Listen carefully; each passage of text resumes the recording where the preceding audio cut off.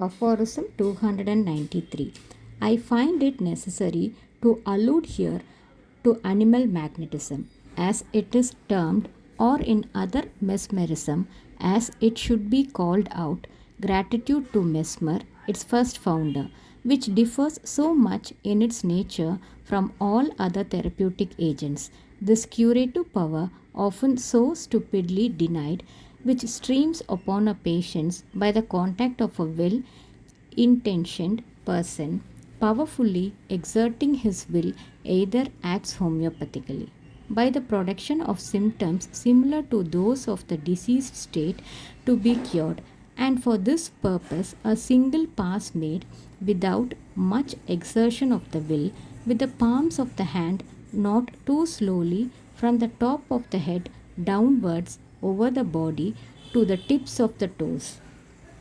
is serviceable in, for instance, uterine hemorrhages, even in the last stage when death seems approaching, or it is useful by distributing the vital force uniformly throughout the organism. When it is in abnormal excess in one part and deficient in other parts, for example, in rush of the blood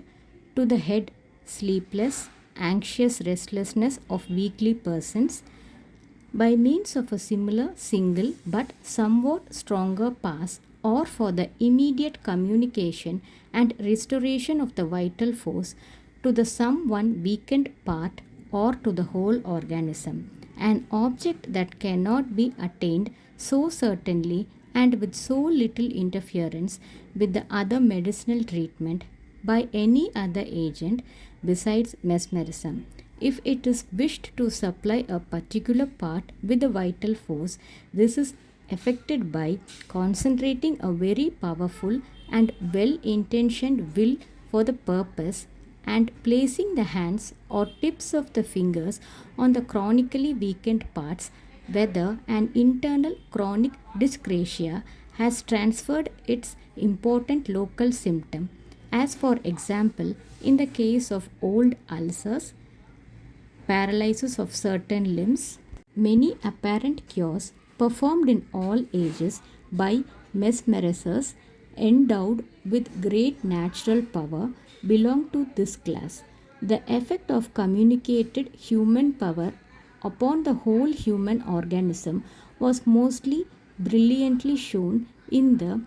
resuscitation of persons who had lain some time apparently dead, by the most powerful sympathetic will of a man in full vigor of vital force. And of this kind of resurrection, history records many undeniable examples.